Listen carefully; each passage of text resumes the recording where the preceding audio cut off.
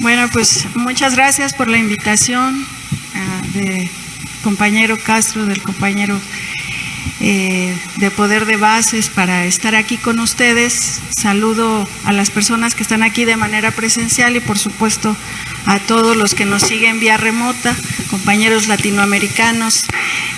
Nos había tocado desde hace 3 años, fue allá en Querétaro, estar con ustedes, y pues hoy es una gran oportunidad para que les platiquemos algunas de las cosas que nosotros desde nuestras trincheras, yo como asesora acompañando al diputado Reginaldo Sandoval, a pesar de que él tuvo esta grave enfermedad, se reeligió para esta 65ª legislatura. Entonces nosotros estamos continuando con el trabajo.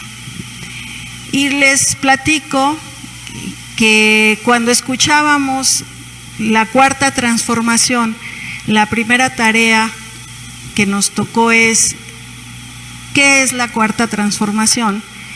Y cómo vamos a traducir ese discurso del presidente de la izquierda mexicana, ahora en el poder, en la legislación. Y entonces nosotros tenemos que trabajar obviamente desde la teoría crítica del derecho y la sociología jurídica crítica.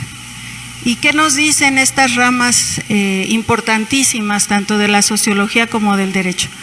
Nos dicen que tenemos que alejarnos del positivismo, el positivismo arraigado neoliberal, pero que fue muy eficaz en crear una fuerte telaraña, intricada telaraña jurídico-política para crear leyes y normativas específicas, pues para todos estos aspectos que necesitaba el modelo neoliberal para afianzarse y globalizarse.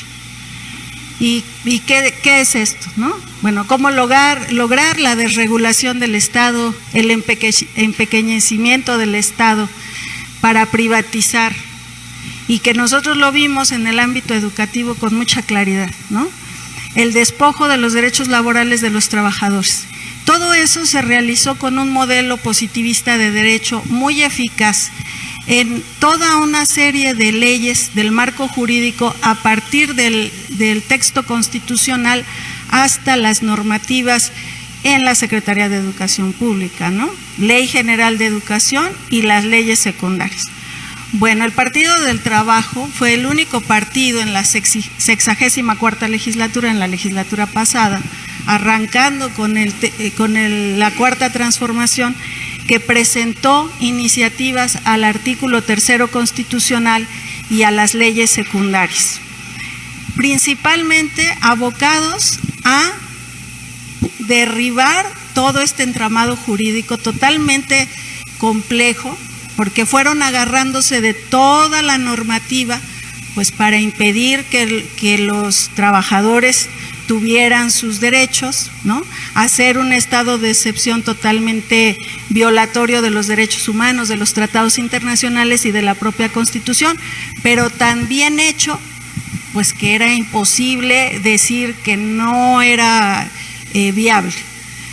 Bueno, estas iniciativas que se presentaron en el grupo parlamentario desde la sociología jurídica crítica, ¿qué significan?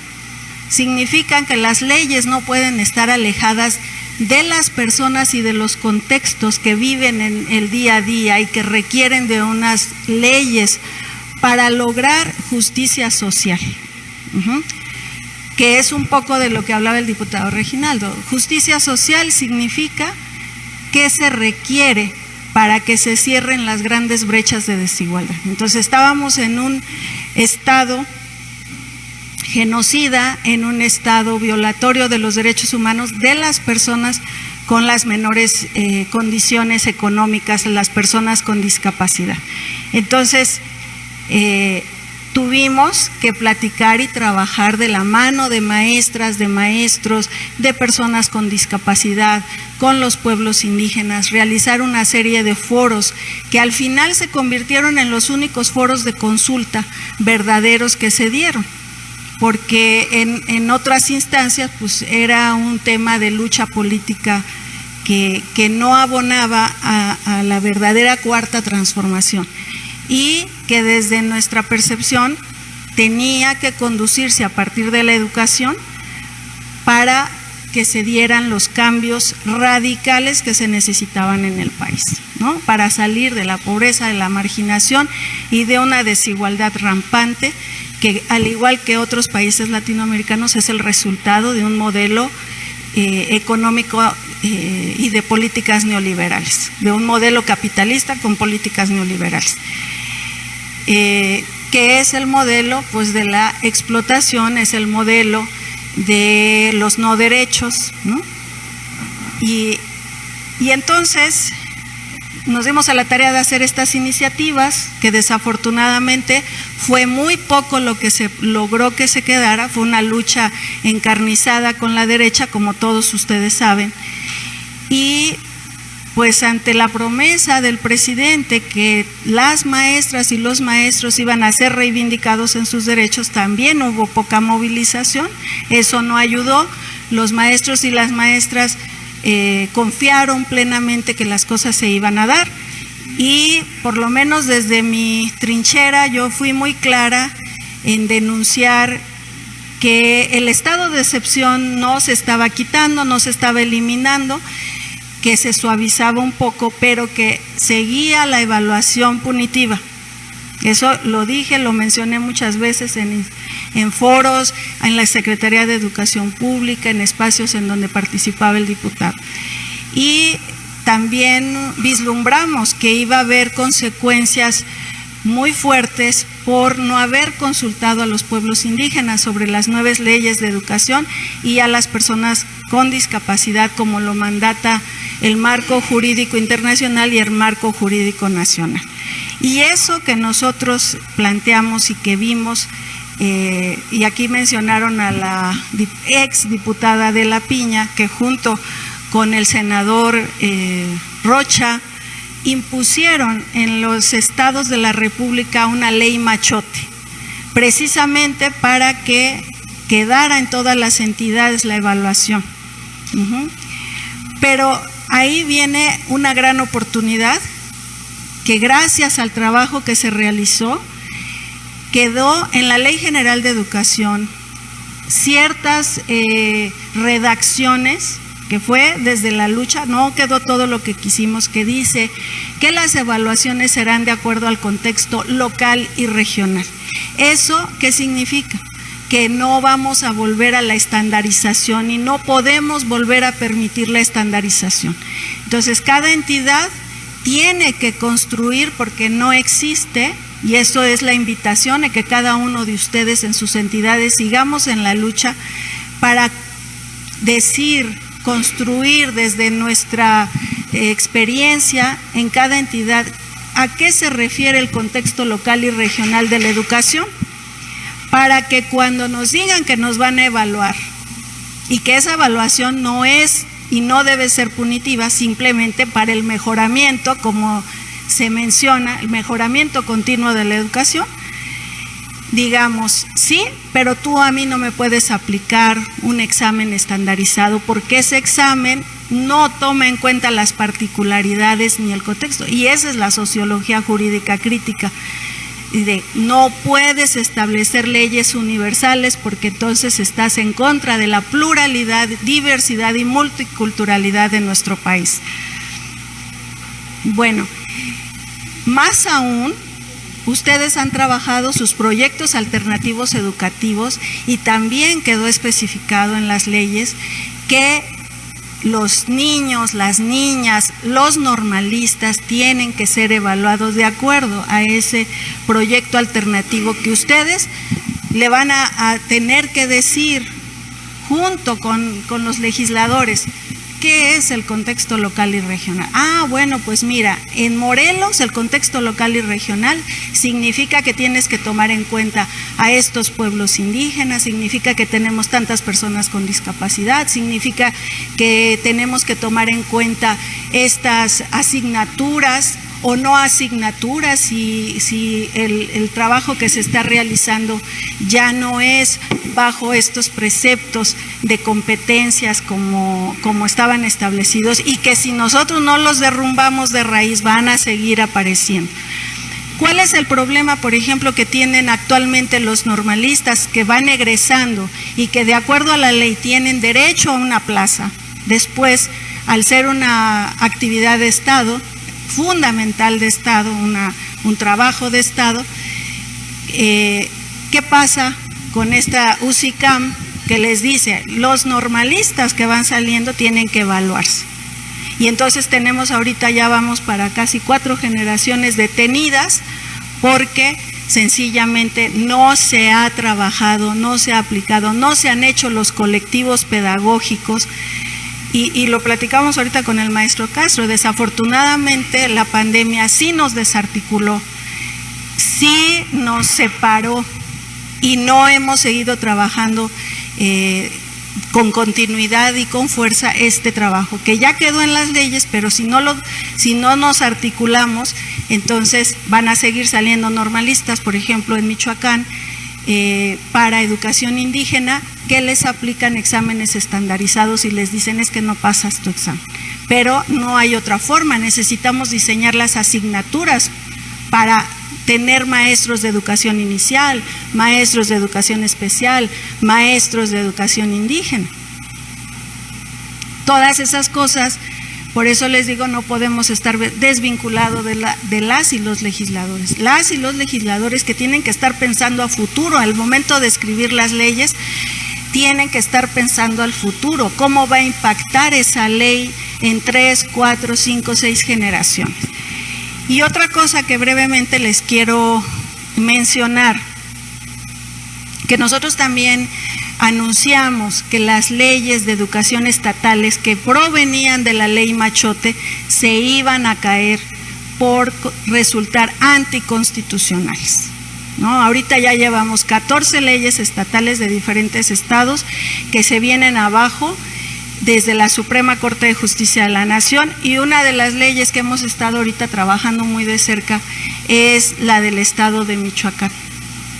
La Suprema Corte de Justicia invalida 14 artículos referentes a educación indígena y a educación especial e inclusiva, porque en ambos casos no se consultó a la población, no se consultó a los pueblos y comunidades indígenas y no se consultó a las personas con discapacidad.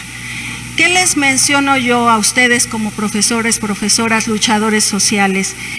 Que tenemos que trabajar para que realmente esas leyes a nivel local nos ayuden a lograr la justicia social.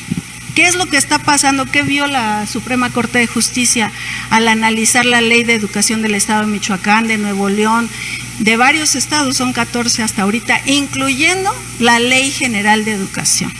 Sí, también la Ley General de Educación fue invalidada en diversos artículos por la Suprema Corte de Justicia de la Nación y estamos en pleno proceso. Ahí los invito a todos aquellos interesados, interesadas, que presenten sus propuestas. Todos los foros van a ser llevados en la Cámara de Diputados, Comisiones Unidas de Educación y Pueblos Indígenas, Derechos Humanos, y en el caso de Michoacán, por ejemplo, es Comisiones Unidas de Pueblos Indígenas, Educación y la Comisión Especial de Grupos Vulnerables. ¿Qué requerimos, compañeras, compañeros? Que no se vuelvan a hacer simulaciones, actos de simulación. En el Estado de México, les platico, se hicieron solo 2 foros, y sí tenemos que ser críticos, compañeros. 2 foros, ¿creen ustedes que alcanza a un estado como tan grande y diverso como el Estado de México para que consultemos? Uno en Toluca y uno en Tlalnepantla, con 20 organizaciones, y dicen ya consultamos a las personas con discapacidad y vamos a volver a hacer las leyes. Entonces, este trabajo yo lo presenté en Michoacán con profesores y profesoras de educación indígena y les dije, tienen que ver el alcance enorme y la posibilidad que tenemos, porque la Suprema Corte de Justicia dice En el caso de Michoacán es la de más amplitud y dice, no solamente tendrán ustedes que consultar sobre los artículos invalidados, sino tendrán que revisar toda la ley en su conjunto. Ahora, ojo, ahí se había pedido la invalidez completa de la ley por violaciones al proceso legislativo, pero la Suprema Corte dijo, no encuentro elementos suficientes para invalidar totalmente la ley, pero que sea revisada completamente, integralmente. ¿Qué les dije yo a los maestros y maestras de educación indígena? Compañeros, veamos, porque aquí no nos marcan educación inicial, pero ¿qué pasa con educación inicial indígena? ¿Qué pasa con educación inicial especial? ¿Qué pasa con educación superior indígena, educación superior especial? Y otra cosa importantísima, dice la Suprema Corte de Justicia, para que se garantice el derecho a la educación de todas y todos los michoacanos, sin importar su condición étnica o su condición de discapacidad, tendrán que tener presupuestos adecuados y suficientes para lograr el derecho. Y importantísimo también, ¿cómo se va a garantizar ese derecho si las y los maestros, por ejemplo, en el estado de Michoacán o Nuevo León, no están completamente con sus derechos plenos como profesores, profesoras? Porque si seguimos en este estado de excepción, si seguimos con maestros que no son reinstalados, con niños y niñas que perdieron la oportunidad de tener sus clases, me lo platicaba ahorita la maestra de educación especial, que simplemente porque alzas la voz, pues eres señalada, eres separada, y entonces ahí hay una grave afectación a niñas y niños. Yo le decía a la maestra, el 90% de las personas con discapacidad en todo el país, el 90%, se encuentran en algo, inscritas de las personas que estudian. El 90% se encuentran inscritas en alguna escuela pública. Pero de ese 90%, por supuesto que no es el total de personas con discapacidad, porque la educación no llega a todas las personas con discapacidad. Y yo les digo, sobre todo aquí los que se encuentren de educación especial, lo siguiente: que la palabra extraordinaria que se encuentra en la Ley General de Educación sea precisamente que se creen condiciones extraordinarias a esas personas para que logren tener acceso, permanencia y egreso efectivo de la educación. Yo lo comento con el diputado y con algunos otros diputados y diputadas que me parece excelente que haya una redistribución con los programas sociales, pero eso no es suficiente para que logremos cerrar las brechas y llevar educación a todas las personas con discapacidad y a los pueblos indígenas. Todavía falta mucho. Yo diría que habría que irnos más allá en una especialización y especificación individual de los presupuestos, porque me lo puede decir la maestra Verónica. Un niño que tiene una discapacidad tiene ciertos requerimientos frente a un niño que no tiene una discapacidad, pero ese niño con discapacidad frente a un niño con discapacidad múltiple tiene otros requerimientos totalmente. Ahora, si lo vemos, una niña con discapacidad indígena en el ámbito rural tiene otros requerimientos. Entonces necesitamos seguir trabajando para que el derecho no sea positivista, no sea universal, porque en la universalidad está escondido el engaño. Dar a todos igual, no. Necesitamos dar a todos de acuerdo a sus necesidades. Y en el caso educativo hay necesidades educativas específicas que el Estado tiene que atender. Necesidades educativas específicas que requieren maestros y maestras de educación especial, instalaciones específicas, infraestructura específica, también para las personas de los pueblos indígenas. Necesitamos ir especificando, y esa es una tarea que las y los legisladores no pueden hacer solos porque se les ocurre. Necesitan estar en constante contacto con el pueblo con las personas, sus necesidades, y entonces pues vamos a esperar que en el caso de esta consulta que se va a realizar en la Cámara de Diputados para rehacer la Ley General de Educación, que participen los más de ustedes, que yo sé que siempre han estado en las luchas, para que logremos que lo que no se logró en 2018, 2019, se vaya cambiando ahora, así como lo hemos estado haciendo, y sabemos que pues es una lucha constante y permanente. Entonces, pues muchas gracias por el espacio y es el mensaje. Al contrario, nosotros agradecemos a la doctora Angélica Rivadeneira estas palabras y desde luego, bueno, el reconocimiento con un fuerte aplauso. Vamos a hacer un paréntesis.